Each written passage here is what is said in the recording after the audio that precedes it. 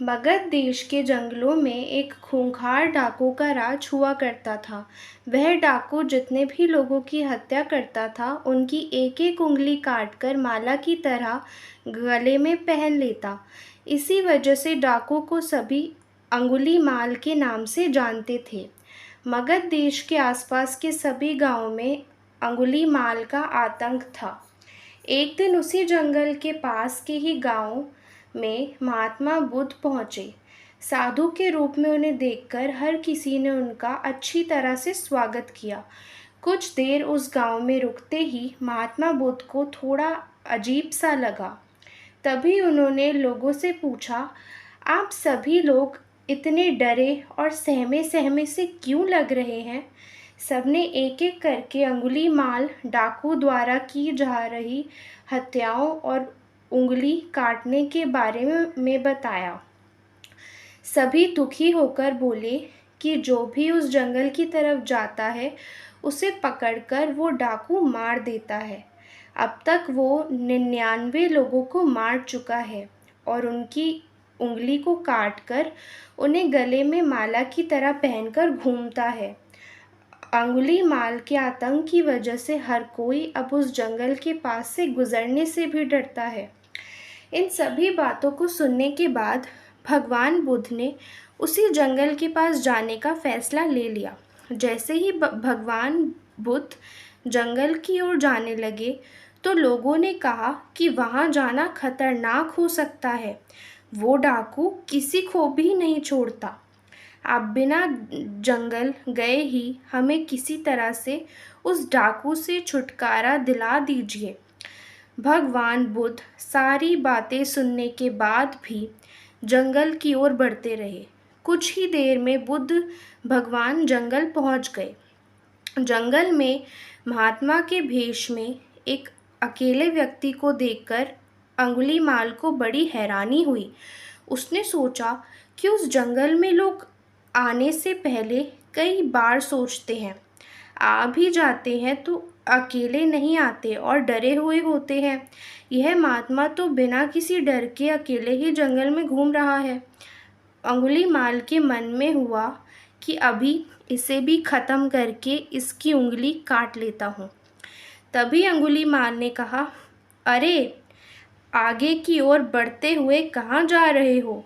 ठहर भी जा अब। भगवान बुद्ध ने उसकी बातों को अनसुना कर दिया। फिर गुस्से में डाकू बोला, मैंने कहा रुक जाओ। तब भगवान ने उसे पलटकर देखा कि लंबा चौड़ा बड़ी बड़ी आंखों वाला आदमी, जिसके गले में उंगलियों की माला थी, वो उन्हें घूर रहा था। उसकी तरफ देखने के बाद बुद्ध दोबारा से चलने लगे।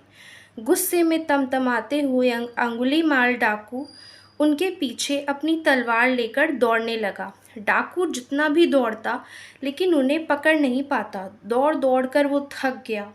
उसने दोबारा कहा, रुक जाओ वरना मैं तुम्हें मार दूंगा और तुम्हारी उंगली काट कर मैं 100 लोगों को मारने की अपनी प्रतिज्ञा पूरी कर लूँगा। भगवान बुद्ध बोले कि तुम अपने आप को बहुत शक्तिशाली समझते हो ना, तो पेड़ से कुछ पत्तियां और टहनियां तोड़ कर ले आओ। अंगुलीमाल ने उनका साहस देखकर सोचा कि जैसा ये कह रहा है कर ही लेता हूँ। वो थोड़ी देर में पत्तियां और टहनियां तोड़कर ले आया और कहा, ले आया मैं। फिर बुद्ध जी कहने लगे, अब इन्हीं पत्तियों को दोबारा पेड़ से जोड़ दो। यह सुनकर अंगुलीमाल बोला, तुम कैसे महात्मा हो? तुम्हें नहीं पता कि तोड़ी हुई चीज़ को दोबारा नहीं जोड़ सकते हैं? भगवान बुद्ध ने कहा कि मैं यही तो तुम्हें समझाना चाहता हूँ कि जब तुम्हारे पास किसी चीज़ को जोड़ने की ताकत नहीं है, तो तुम्हें किसी वस्तु को तोड़ने का भी अधिकार नहीं है। किसी को जीवन देने की क्षमता नहीं, तो मारने का हक भी नहीं। यह सब सुनकर अंगुलीमाल के हाथों से हथियार छूट गया। भगवान आगे बोले, तू मुझे रुक जा कह रहा था। मैं तो कब से स्थिर हूँ, वो तू ही है जो स्थिर नहीं है। अंगुलीमाल बोला, मैं तो एक जगह पर खड़ा हूँ तो कैसे अस्थिर हुआ और आप तब से चल रहे हैं। बुद्ध भगवान बोले, मैं लोगों को क्षमा करके स्थिर हूँ और तू हर किसी के पीछे उसकी हत्या करते हुए भागने की वजह से अस्थिर है।